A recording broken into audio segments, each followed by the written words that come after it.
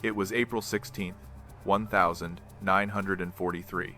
The laughter began as a sharp metallic tap, an officer's pen striking a steel table inside a smoke-filled naval briefing room in Kagoshima. Commander Hiroshi Tanabe, a senior air officer with 20 years in the Imperial Navy, leaned over a blurry reconnaissance photo taken the previous evening. It showed an American destroyer hull number DD-724 cutting north through the Pacific haze. Tanabe exhaled a slow breath of cigarette smoke and tapped the grainy image again. "This one?" he scoffed. "A thin-skinned destroyer with hand-loaded guns? It won't last 60 minutes. A few officers chuckled. The intel sheet claimed the destroyer carried 2 5-inch mounts and a cluster of 40mm Bofors. Nothing that intimidated the Japanese pilots, who were preparing for their mid-morning strike. Dive bomb runs, rocket passes, and possibly a ramming attack if the mission demanded it. 10 solid hits, they believed, would break the ship in half. Tanabe snapped the folder shut with casual certainty. "They will learn today," he said. 11:02 a.m. Off the coast of Okinawa, Pacific Theater. The sea was glass smooth, but the deck of USS Laffey DD-724 vibrated with chaos. Thick smoke rolled from the forward superstructure, drifting across the crew as they manned every anti-air position. Gunner's mate, 3rd Class Robert Ellison, crouched behind the portside 40mm mount, boots slipping on seawater mixed with soot. His fingers burned from feeding ammunition belts into the chattering receiver. "Left bearing, dive bomber incoming," his gun captain roared. Ellison snapped his head upward. A Japanese D-4Y Judy screeched across the destroyer's bow, leaving a jagged trail of black smoke. The nose dipped too fast, too steep like a hawk folding its wings before the kill. Ellison could see the red Hinamaru painted on the wings, bright even through the haze. A thunderous shockwave punched the starboard side as a near-miss bomb erupted just yards from the hull. The deck lurched violently, buckling Ellison's knees. He slammed another belt into the tray, locking it down with a slap of his palm. "Range closing! Fire! Fire!" the captain shouted. The 40mm barked to life, each shot pounding against Ellison's ribs. Brass casings clattered at his feet as the destroyer filled the sky with a wall of tracer fire. The Judy kept coming, trailing smoke, refusing to break off. Ellison braced himself. This was only the first attack, and the hour Japan believed the ship wouldn't survive had just begun. The Japanese officers in the smoke-heavy room shifted forward as Tanabe rolled out a second set of documents detailing the weapons they believed would erase the American destroyer from the ocean, each page emphasizing the flawless lethality of the Imperial Navy's mid-war strike doctrine. He spoke calmly, almost proudly, describing the incoming wave of D-4Y Judy dive bombers, whose steep-angled attacks routinely shattered cruisers and escort ships that lacked hardened deck armor or coordinated radar fire control systems. These aircraft, he explained, could drop a 500-pound bomb with exceptional accuracy, often striking within a 30-foot circle even under heavy anti-aircraft fire, making them the ideal spear point for clearing surface vessels ahead of larger naval movements. Behind him, another officer pointed to the updated performance sheet of the Aichi D-3A, a slower but brutally reliable veteran bomber, whose pilots had mastered synchronized, spiraling dives designed to overwhelm defensive gunners by saturating every arc of approach simultaneously. The men around the table nodded with the quiet confidence of commanders who believed they were unleashing a mathematically perfect machine, one whose pilots trained tirelessly in low-altitude attack runs that were practiced until the difference between instinct and technique vanished entirely. They envisioned the destroyer pinned beneath intersecting bombing trajectories, unable to evade or outshoot such practiced precision, especially with its limited number of manually loaded guns and its overstretched crew.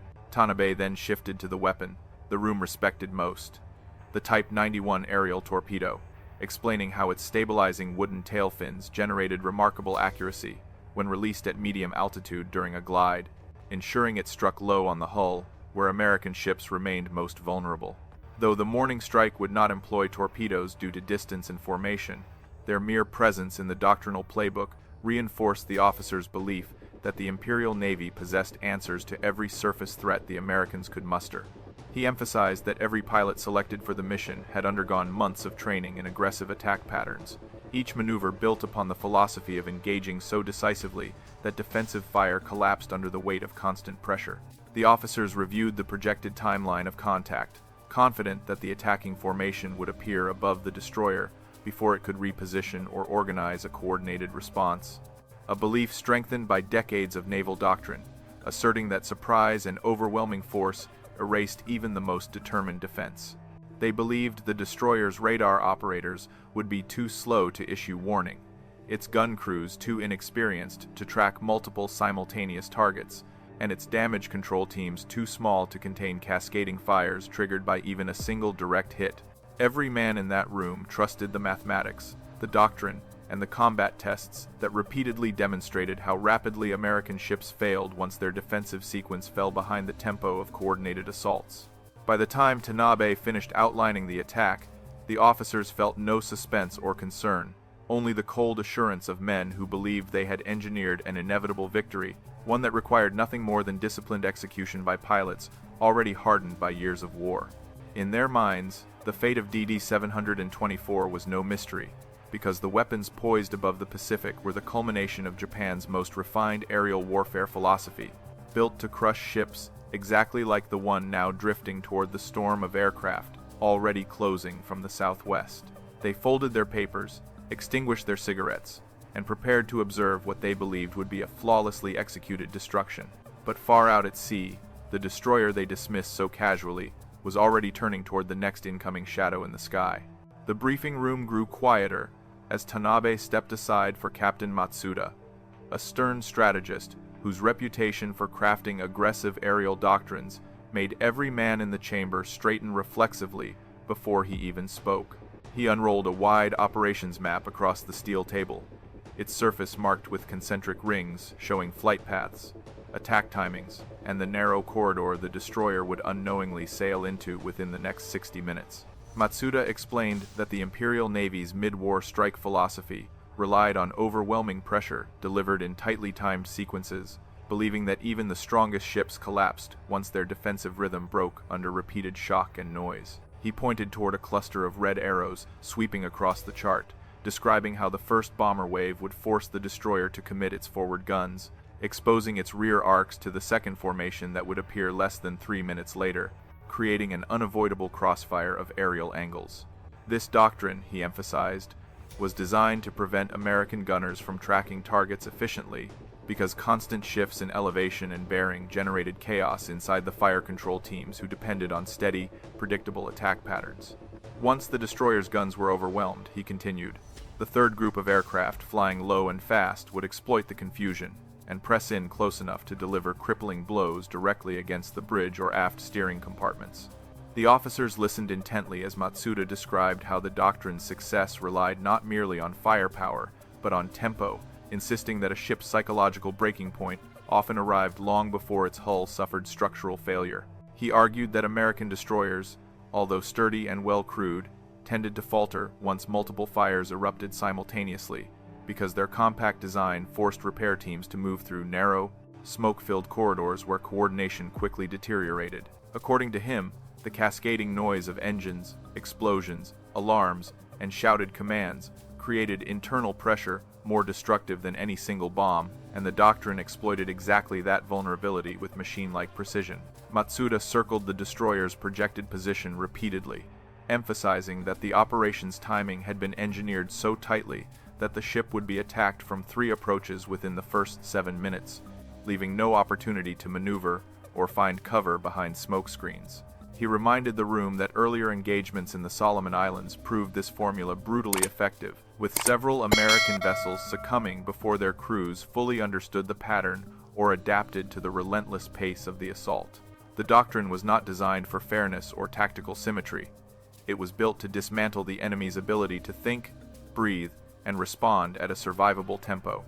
As he finished, Matsuda stated with complete confidence that the destroyer's fate aligned perfectly with the principles of the plan, asserting that a ship isolated in open water had no realistic countermeasure against such synchronized aggression. The officers nodded in agreement, convinced that the combination of precision, timing, layered attack waves, and psychological compression would erase the destroyer long before it could even call for assistance. To them, the mathematics of the doctrine made the outcome certain, and certainty bred a calm, chilling assurance that rendered the discussion almost routine.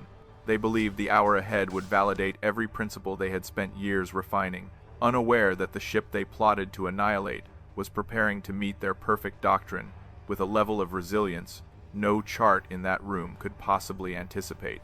Captain Matsuda stepped back as a lean intelligence officer named Lieutenant Okabe took his place, carrying a folder filled with technical assessments that painted the American destroyer as a fundamentally flawed vessel, vulnerable to nearly every element of the doctrine they had just outlined. He began by explaining that DD 724's hull construction, though sturdy by American standards, lacked the reinforced deck plating required to resist repeated bomb impacts, meaning even near misses could warp fittings, rupture pipelines, and disorient the crew before more accurate strikes followed. The officers around the table listened with growing confidence as Okabe described how the ship's narrow beam created stability issues during sharp, evasive maneuvers, causing its gunners to struggle with tracking incoming aircraft that shifted altitude unpredictably during attack runs. He flipped to a second page, showing the destroyer's anti-aircraft layout, noting that its manually loaded 40mm mounts required constant synchronization between loader and gunner, a task notoriously difficult under the blinding smoke and violent vibrations generated by staggered bomb detonations. This weakness, he argued, meant that even highly trained American crews would inevitably fall behind the relentless tempo of overlapping dive bomber passes, especially once communication lines were strained by the chaotic flood of damage control messages moving through the ship. Okabe emphasized that the destroyer's radar, though advanced on paper, suffered from interference issues during heavy weather and sudden altitude changes, making it unreliable in the rapid, low-angle descents favored by Imperial Navy pilots. He continued by pointing out that the destroyer's engineering spaces were compact and vulnerable to cascading failures, since a single ruptured steam line or electrical conduit could cripple both propulsion and pumping capacity, leaving the ship unable to reposition or fight flooding effectively. The room grew quieter as he detailed how previous American vessels had lost stability after just one or two major hits, their fire control systems failing as smoke, heat, and shockwaves overwhelmed interior compartments, designed more for efficiency than survivability under sustained attack. These examples reinforce the belief that the destroyer's internal layout inherently limited the crew's ability to contain fires or manage flooding. Once multiple sections were damaged simultaneously, a condition the upcoming strike almost guaranteed. Okabe summarized by stating that the destroyer possessed only a narrow margin of survivability once targeted by coordinated aerial assaults, particularly those delivered from multiple bearings where its guns could not traverse quickly enough to maintain consistent defensive fire. He described how American doctrine emphasized maneuvering to break attack patterns, yet noted that isolated ships rarely executed such movements effectively when confronted with rapid, multi-directional threats that demanded simultaneous responses from the bridge, engine room, and gunnery teams. The officers nodded as he concluded that every characteristic of DD 724, from its gun placement to its compartmentalization, aligned perfectly with the vulnerabilities exploited by Japan's layered attack architecture. As he closed the folder, Okabe delivered a final, confident assessment, claiming the destroyer would almost certainly fail within the first hour of engagement, because no amount of determination or crew discipline could compensate for the fundamental limitations built into the ship's design. The group absorbed this conclusion with quiet satisfaction, convinced that the coming battle represented a predictable exercise in doctrine rather than a genuine contest of endurance or skill. They believed the destroyer's fate had already been sealed by its blueprints long before the first bomber left its airfield. Yet far out on the water, the crew of DD 724 was preparing to confront a reality that would defy every line of analysis written in that dim, smoke-filled room. At 11:02 a.m., on April 16, 1943, the calm Pacific surface surrounding USS Laffey shimmered beneath a rising column of heat and smoke drifting from the ship's scarred forward superstructure, marking the grim beginning of the destroyer's longest hour. The crew had barely caught their breath after the previous near miss, when the combat alarm wailed across every deck, sending sailors sprinting past hoses, loose shell casings, and pools of seawater that sloshed violently with each subtle shift of the hull. Gunner's mate Robert Ellison wiped sweat mixed with smoke ash from his eyes as he slammed another ammunition belt onto the side rail, watching a line of black smudges spread across the horizon like ink bleeding through paper. From the bridge, Lieutenant Harold Jennings braced against the railing as the wind carried the distant hum of aircraft engines, a low, uneven growl that tightened the air around the ship with unmistakable menace. He shouted new bearing information across the open deck, forcing his voice to fight against the rising chorus of mechanical clatter, metallic groans, and crackling flames that erupted from a damaged ventilation duct near the forward stacks. Below him, the deck vibrated violently as the engineering crew pushed the turbines harder, trying to angle the ship into a slightly better defensive position without compromising the gun crew's lines of fire. The sky ahead darkened with the silhouettes of incoming bombers, just as the first gusts of prop wash slapped across the water, sending ripples racing outward like shockwaves, announcing the arrival of something far larger than their small destroyer. Ellison tightened his grip on the ammunition feed, feeling the barrel housing tremble under his palm as the gun captain adjusted elevation, trying to anticipate the attacker's steep ballistic arcs. The harsh, repetitive clang of the general quarters bell hammered through the ship's internal compartments, where repair teams scrambled to isolate damaged wiring and secure fire doors that groaned beneath the rising heat. Jennings watched the first D4Y break from formation, its pale underside flashing as sunlight caught the bomb shackles mounted beneath its fuselage, giving the aircraft a predatory glint that made the air feel heavier and colder. He shouted updated firing coordinates to the portside crews, who responded with practiced precision despite the chaos spreading around them, moving with tense, deliberate coordination, shaped by months of drills that suddenly felt brutally insufficient. As the bomber entered its dive, its engine scream cut through the wind like a steel blade dragged across concrete, echoing between the ship's structures and rattling every loose fitting along the deck. The ship lurched as a sudden swell slapped the starboard bow, nearly throwing Ellison off balance before he planted his boots and leaned into the mount, determined not to lose rhythm when the firing order came. The air filled with the acrid scent of burning fuel and heated metal, swirling around the crew in thick waves that blurred the horizon and distorted the bomber's trajectory as it plummeted closer. Jennings gripped the railing harder, knowing the next few seconds would determine whether the destroyer could maintain its fragile defensive posture or surrender another critical advantage to the attackers circling overhead. When the order finally rang out, it carried a sharp, desperate urgency that cut through every competing noise, snapping the crew into perfect unison as the 40mm mount erupted in a violent burst of fire. The deck shuddered under the concussion of the first volley, sending brass casings tumbling across the scorched metal, while Ellison struggled to feed the belt smoothly into the chattering receiver. Tracer rounds streaked upward in bright, fiery arcs, carving glowing paths through the smoke-filled sky as the oncoming bomber dove with unwavering commitment toward the beleaguered ship below. In that moment, as the first exchange of fire crackled through the open sky, every man aboard understood that the battle predicted so confidently in a distant Japanese war room had finally begun in earnest, and the destroyer's fate would now be written second by second across the burning horizon. The first bomb struck the water just off the starboard bow, with a thunderous detonation that sent a towering column of spray cascading across the forward deck, drenching the gun crews in a freezing shockwave that stole the breath from their lungs. The blast punched through the hull, plating like a sledgehammer striking a church bell, rattling every steel beam so violently that several sailors momentarily lost their footing as loose equipment clattered across the trembling deck. Robert Ellison instinctively ducked as shards of metal shrapnel whistled overhead, their razor-sharp fragments embedding into the bulkheads behind him with sickening, hollow thuds that echoed against the rising chorus of alarms.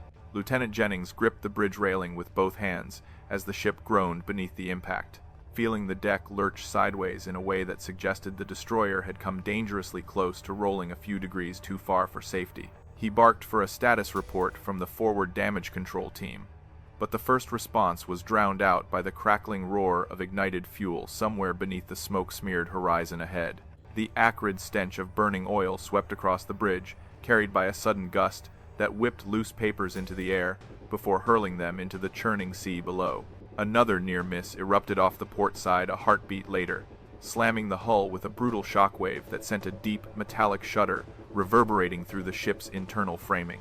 Ellison felt the deck lurch again, his knees buckling as the concussive force drove him backward into the ammunition rail, leaving a jolt of pain running up his spine while he struggled to maintain his focus on the incoming aircraft. The gun captain shouted new elevation numbers over the roar of the wind, his voice cracking under the strain as he forced the battered 40mm mount to realign before the next attacker committed to its dive.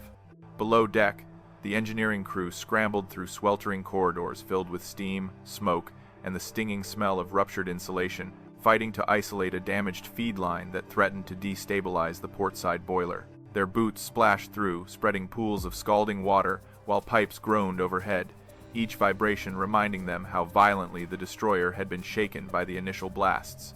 Men shouted over one another as tools clanged against metal housings, their movements tense yet disciplined as they fought to keep the turbines responsive long enough to maintain what little maneuvering ability the ship still possessed. Back on deck, Jennings spotted the second bomber emerging from the haze, its nose angled downward as it committed to an attack run that appeared far more deliberate than the first, suggesting the pilot intended to capitalize on the crew's momentary disorientation. He ordered a course correction to bring the destroyer's bow around just enough to minimize the angle of approach, hoping the maneuver would force the pilot to adjust his dive and give the gunners a critical second of additional firing time.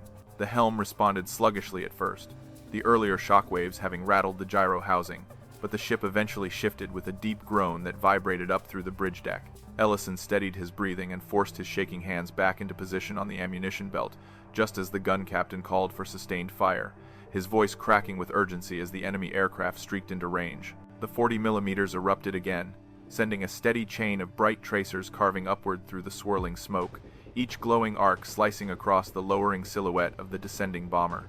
The incoming aircraft wavered slightly under the barrage, but it did not break off, maintaining its deadly trajectory despite the growing cloud of fire and metal rising to meet it.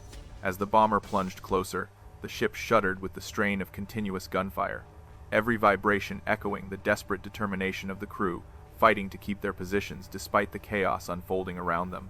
Another near-miss detonated aft, shaking loose several unsecured crates and sending them skidding violently across the deck as the ship fought to maintain balance amidst the cascading explosions. In that escalating storm of fire, noise, and scorching wind, every man aboard understood that the first strike had been only a warning, and the true test of the destroyer's endurance was just beginning to reveal itself across the smoke-choked sky. The second hit came only moments after the shaken crew regained their footing, detonating near the aft quarter with a violent concussion that hurled a wall of seawater across the deck and slammed several sailors against the railings before they could brace themselves properly. The blast rattled the ship's internal framework with a harsh, grinding shiver, sending fresh showers of rust and metal flakes drifting from overhead beams like red snow falling through the smoke-choked air. Lieutenant Jennings steadied himself against the bridge console as another alarm blared through the corridors, announcing new flooding in the lower storerooms where ruptured bulkheads spilled seawater across the slanted floor plates. Before the crew could adjust valves or seal the damaged compartments, a third explosion erupted off the port bow, throwing a spray of molten fragments across the deck and shattering the protective shielding around one of the communication antenna mounts. Robert Ellison felt the shockwave punch into his chest like a hammer blow, making his ears ring sharply while he fought to keep the ammunition belt aligned with the steadily overheating gun. The gun captain shouted for tighter grouping as the next bomber angled in from the southwest, its descending shadow flickering across the battered ship like a bird of prey circling a wounded animal with cold determination. A fourth near miss sent the destroyer rolling sharply to starboard, momentarily exposing the keel to the towering swell before the ship fought its way upright again, trembling violently as loose equipment tumbled across the splintered deck. The steering crew below struggled to maintain course as the rudder linkage groaned under the shifting load, barely holding alignment long enough for the gunners to recover their positions. Jennings wiped soot from his face and scanned the smoky horizon, recognizing the distinct droning pattern of yet another bomber diving into position for a precision strike meant to cripple the already straining engines. The fifth impact was closer, slamming directly into the waterline with such force that several men were knocked entirely off their feet, sliding across the drenched deck as cascading waves poured through the open scuppers. In the engine spaces, the shock tore a gasket from the port turbine feed line, spraying scalding steam through the tight compartment until repairmen forced temporary clamps onto the ruptured joint. Even through the reinforced steel flooring, the crew felt the hull flex under the building pressure, each groaning noise reminding them how dangerously close their ship was drifting toward structural failure. A sixth blast followed with terrifying precision, dropping from a steep dive that struck mere yards from the aft depth charge racks, sending several unsecured explosives skittering across the trembling deck until sailors lunged desperately to secure them before they detonated prematurely. Ellison's arms burned from the continuous feeding of ammunition as he forced himself to ignore the spreading numbness creeping up his shoulders, focusing solely on keeping the tracer line steady as each new bomber carved downward from the clouded sky.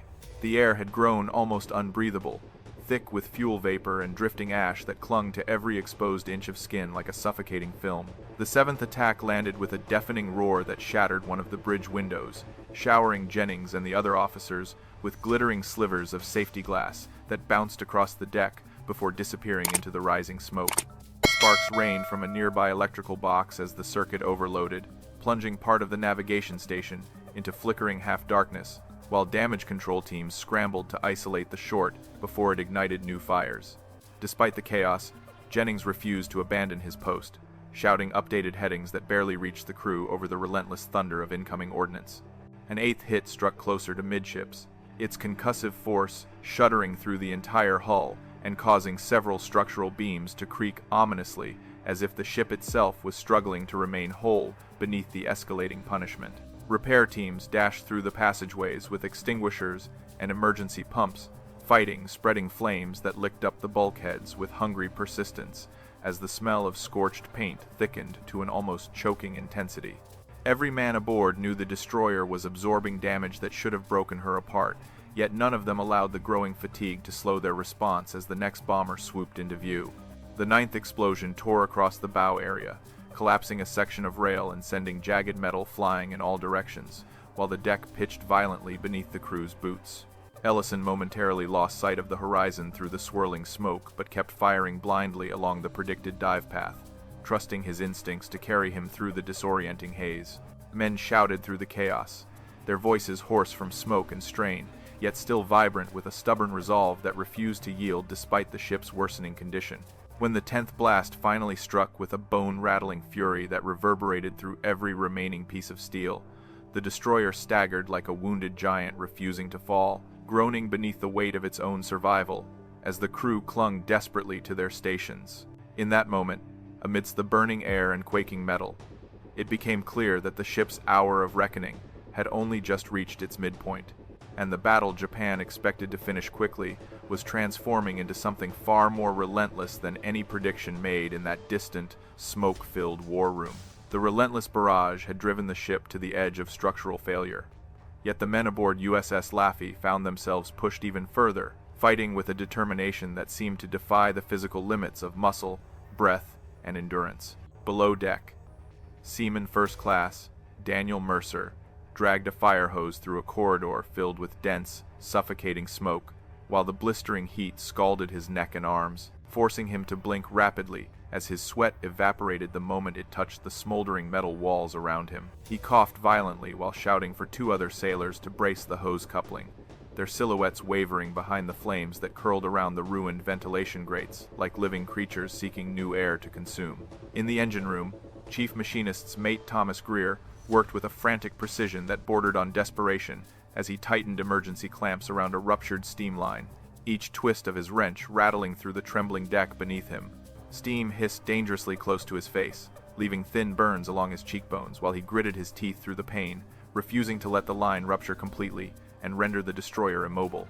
Around him, his exhausted crew moved in a coordinated rhythm, forged through countless drills, their clothes soaked with sweat and seawater as they fought to preserve enough turbine power to keep the ship maneuverable. Topside, Robert Ellison felt every muscle in his arms and back screaming in protest as he fed another ammunition belt into the throbbing 40mm mount, his hands trembling uncontrollably from fatigue and adrenaline.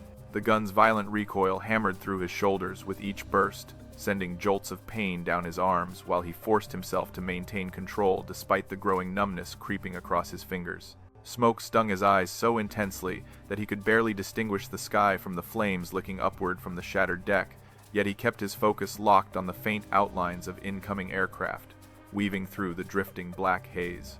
Near the bridge, Lieutenant Jennings stood in a whirlwind of noise and chaos, shouting course corrections through a cracked mouth as he navigated around shattered glass and broken instruments that littered the floor like metallic debris left after a storm. His uniform was streaked with soot and oil, and blood trickled from a cut along his forehead where debris from the earlier blast had struck him, yet he refused medical attention so he could maintain visual oversight of the surviving anti-aircraft positions. Each breath burned his throat as smoke seeped through the broken window frames, but he continued issuing orders with a clarity that held the crew together, despite the rising panic threatening to break through the din of alarms. Further aft, Damage Controlman 3rd Class William Harper crawled beneath a half-collapsed bulkhead, dragging a toolbox with one hand while clutching a flashlight between his teeth to illuminate the jagged tear in the hull plating. Seawater surged through the breach with a cold, merciless force, soaking him to the bone as he wedged himself into the narrow opening, bracing metal patches with trembling arms while shouting for shoring beams from the exhausted sailors behind him. His fingers bled where the torn steel edges sliced into his gloves, yet he refused to pull back, knowing the flooding would claim the engine spaces if he hesitated for even a moment. Amidst the chaos, runner boys dashed between compartments carrying damage reports scribbled on scrap paper, their eyes wide with fear yet steady in purpose as they threaded through smoke-filled passageways that shook violently with each new shockwave. One slipped on an oil-covered step and slammed hard into a railing, but he immediately forced himself upright, clutching the precious message against his chest as though dropping it would doom the entire ship. Every man aboard felt the crushing weight of exhaustion bearing down on them, yet none yielded to the overwhelming pressure because the destroyer's survival depended entirely on their refusal to quit. As minute after minute passed under the unrelenting assault, the ship became a crucible that forged extraordinary resolve from ordinary sailors who had never imagined they would fight under conditions this brutal. Their lungs burned, their muscles shook, and their minds reeled from the deafening cacophony surrounding them. Yet they held their posts with a stubborn defiance that no report in any distant enemy war room could have predicted. And in the heart of that chaos, the destroyer endured, not through steel or engineering, but through the sheer, unbreakable resolve of the men who refused to let her die. The destroyer groaned like a wounded steel giant as another distant thud echoed through its warped hull, signaling structural stress that should have shattered several bulkheads, yet somehow failed to deliver the fatal blow everyone aboard silently feared. Deep inside the lower compartments, the pressure from earlier flooding pushed against hastily installed patches with a steady, ominous force, causing rivets to creak and metal seams to flex in ways that suggested catastrophic failure was only moments away. Chief Greer wiped soot from his eyes as he monitored the trembling gauges, each needle vibrating near the red line, reminding him that the surviving boilers were holding far beyond their intended operational limits. On the starboard side, Mercer struggled to secure a final fire curtain across a corridor where flames had eaten through layers of insulation, leaving the bulkhead glowing a dull, dangerous orange that radiated intense heat. He worked with the knowledge that the next surge of fire might breach the weakened panel and ignite fuel residues pooling beneath the deck plates. Yet he kept bracing the curtain with stubborn persistence, refusing to give the inferno any opportunity to expand. Behind him, 2 other sailors hacked through fallen debris to create a narrow escape path, their movements slowing as exhaustion tightened around their limbs like invisible chains. Above them, Jennings watched the bridge structure sway slightly with each new vibration. Its steel bones strained to the edge of failure as smoke drifted through broken windows and coated every surface in a gritty black film. He recognized immediately that several critical instruments had gone offline, leaving only manual bearings and the battered instincts of his crew to guide the ship through the onslaught that continued to circle just beyond the drifting haze. Despite the chaos, he shouted new headings with a voice that cracked under stress, hoping to angle the ship in a way that preserved her few remaining advantages before another dive bomber committed to a lethal trajectory. Near the 40mm mount, Ellison's vision blurred from smoke and fatigue, yet he kept feeding ammunition into the scorched receiver, even as the gun's metal housing radiated heat intense enough to blister through his gloves. He knew the mount had already exceeded its normal firing cycle by several hundred rounds, a level of strain that frequently caused catastrophic jams, yet the weapon continued belching tracer rounds at the faint silhouettes circling above. Several times he felt the feed mechanism stutter, but each time he struck the receiver with a swift, practiced motion that coaxed the chattering weapon back to life before the next aircraft made its approach. In the aft compartments, Harper and his damage control team knelt in seawater that surged around their legs with erratic force, every swell threatening to rip loose the metal braces they had wedged against the trembling hull breach. They hammered fresh supports into place with desperate energy, working by flickering emergency lamps that cast distorted shadows across the narrow space. The hull groaned with an unsettling, rhythmic pulse that suggested the ship's frame was bending with each explosion, yet the braces held with a stubbornness that seemed almost miraculous under the circumstances. Above deck, thick columns of smoke twisted into the sky like black pillars marking the destroyer's expected grave, their dark plumes rising high enough for circling aircraft to mistake the ship for a vessel already consumed by flame.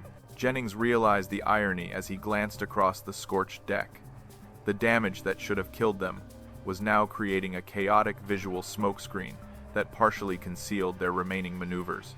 Despite the cratered surfaces, charred fittings, and warped plating, the ship still refused to stop answering the helm, turning sluggishly, but obediently as if unwilling to surrender despite the punishment it had endured. The men sensed this resilience even through their exhaustion, feeling a faint but undeniable surge of determination as each new minute passed without the catastrophic failure predicted by every calculation. They knew the destroyer should have lost stability long ago, collapsing beneath the accumulating shock, heat, and flooding that had already crippled stronger ships under far less pressure. Yet somehow, the vessel maintained her fragile equilibrium, holding together through a combination of hardened steel, desperate improvisation, and the sheer, unyielding will of the sailors who refused to abandon their posts. As the smoke thinned briefly between gusts of wind, the surviving crew looked across the battered deck and realized something the enemy could never have imagined in their smoke-filled war room. The destroyer was still alive, still fighting, and still yielding to no force except the collective resolve of the men clinging to her rails. Against every prediction, every doctrine, and every logical expectation, the ship endured with a defiance that felt almost supernatural, announcing, with each groaning shudder, that she would not surrender her place on the burning sea without a battle worthy of legend. A sudden shift in the wind cleared a pocket of smoke above the shattered superstructure, revealing a section of sky that finally allowed the bridge crew to regain visual contact with the approaching silhouettes, giving them a fleeting yet crucial moment to reorient their battered defenses.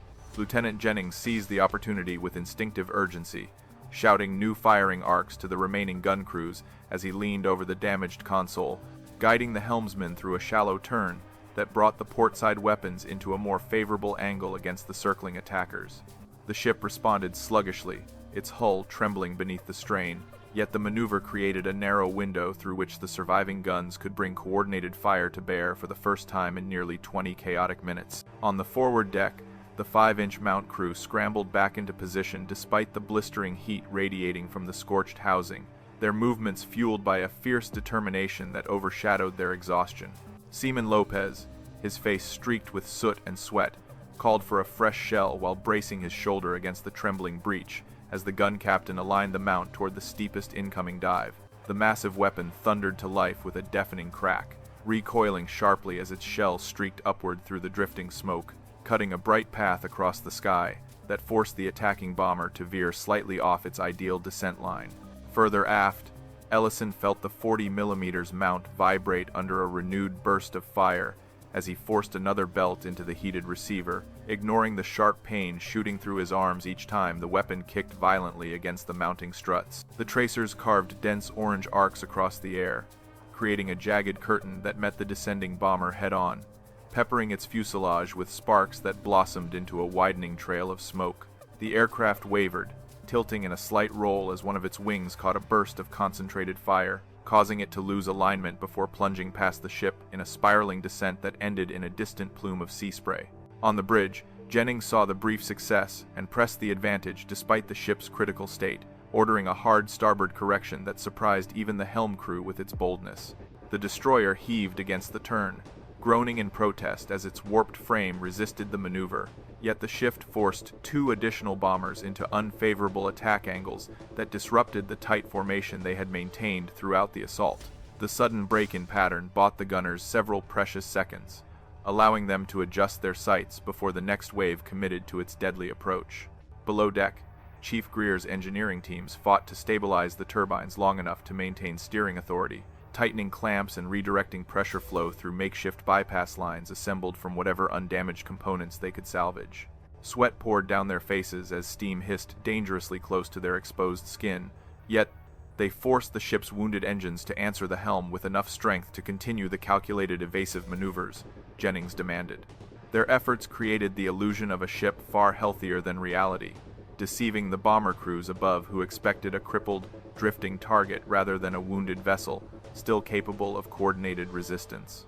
As the next bomber lined up for its attack run, the combined fire of the 40mm mounts and the forward 5-inch gun converged with a precision that belied the chaos raging across the deck, forming a concentrated barrage that struck the aircraft squarely across its underside. Flames erupted from the engine, cowling as the bomber faltered, dipping dangerously low before exploding in a violent fireball that showered the surrounding water with burning debris.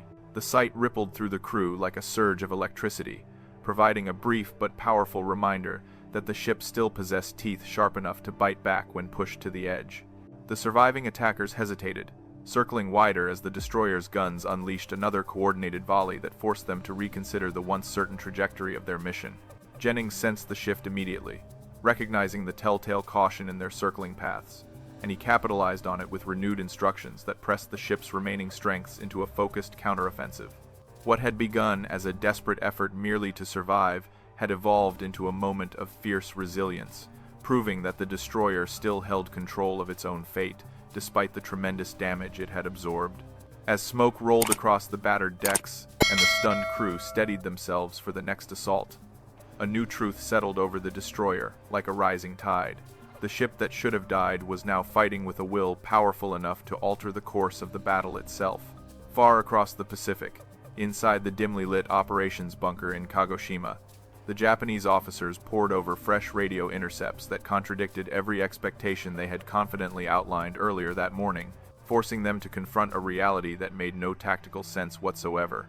Commander Tanabe leaned closer to the static-filled receiver as another fragmented transmission crackled through the speakers, reporting that at least 2 bombers had been lost during their attack runs, despite claiming multiple confirmed hits on the lone American destroyer.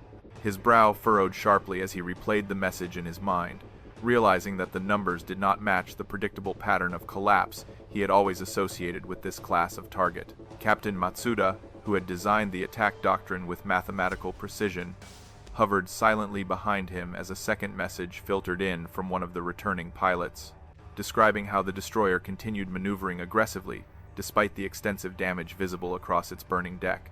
The pilot's strained voice carried disbelief rather than pride, noting that the vessel was somehow maintaining coordinated anti-aircraft fire long after its systems should have failed completely.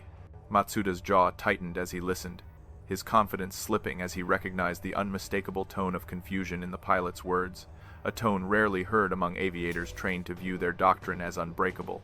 A third transmission arrived with even more alarming detail, reporting that the destroyer had successfully downed 2 attacking aircraft in rapid succession, disrupting the timing of the carefully orchestrated assault waves.